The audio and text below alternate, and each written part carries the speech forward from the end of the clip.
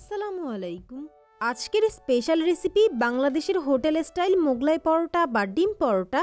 বাসায় থাকা খুবই সাধারণ কিছু উপকরণ দিয়ে এই ডিম পরোটা বা মোগলাই পরোটা তৈরি করা যায়। খেতে দুর্দান্ত হয় এবং তৈরি করা খুবই সহজ। চলুন দেখিনি এর পুরো প্রস্তুত প্রণালী।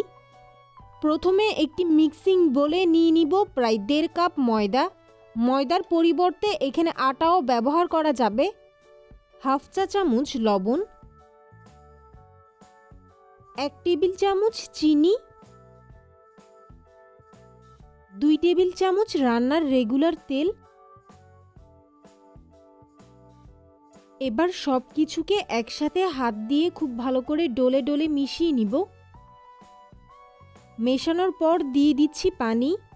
এখানে আমি কুসুম গরম পানি ব্যবহার করেছি। অল্প অল্প করে পানি দিব এবং একটি সফট ডো তৈরি করব। ডোটা তৈরি করা হয়ে গেছে। প্রায় 10 মিনিটের জন্য এটিকে আমি রেস্টে রেখে দিব। আরেকটি বাটিতে নিয়ে নিব পেঁয়াজ।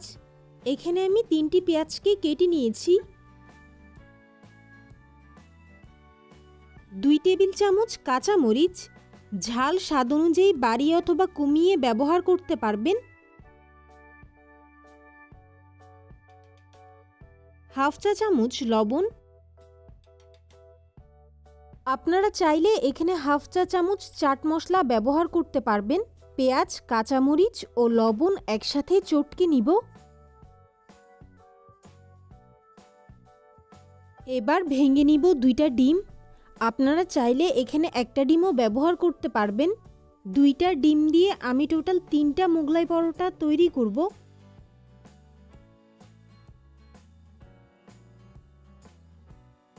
ডিম, কাঁচামরিচ ও পেঁয়াজ একসাথে খুব ভালো করে মিশিয়ে নিব।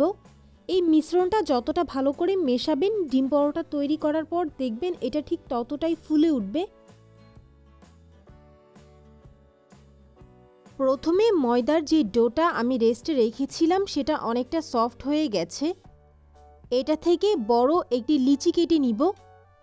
আপনারা যত বড় করে এই ডিম পরোটা তৈরি করতে চান সেই অনুযায়ী লিচি কেটে নেবেন। এবার এই ডোটা দিয়ে আমি একটি রুটি তৈরি করব। সামান্য ময়দা ছিটিয়ে নিব বেলার সুবিধার জন্য।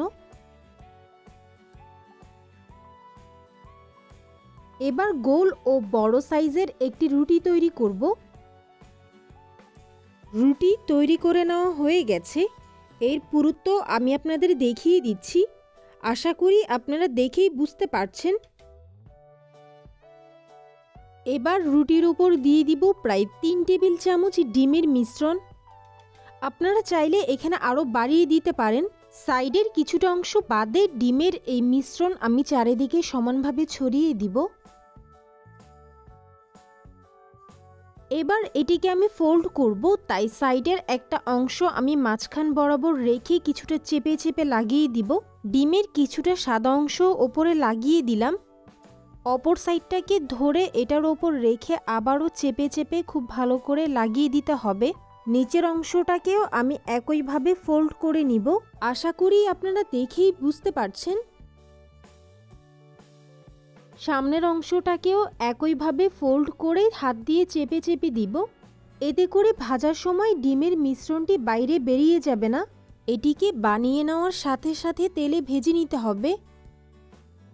তাই চুলায় একটি ননস্টিক প্যানে তেল গরম হতে দিয়েছি। তেল যখন কিছুটা গরম হয়ে যাবে তৈরি করে রাখা ডিম পরোটা বা মোগলাই পরোটা আমি তেলে দিয়ে দিব। চুলার আঁচ লোতে রেখে একটা সাইড আমি প্রায় 5 মিনিটের জন্য ভেজে নিব।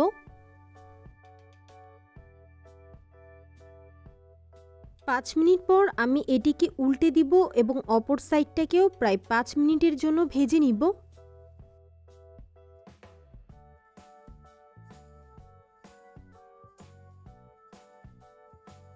উল্টে পাল্টে মোগলাই পরোটা বা ডিম পরোটাকে আমি ভেজে নিয়েছি।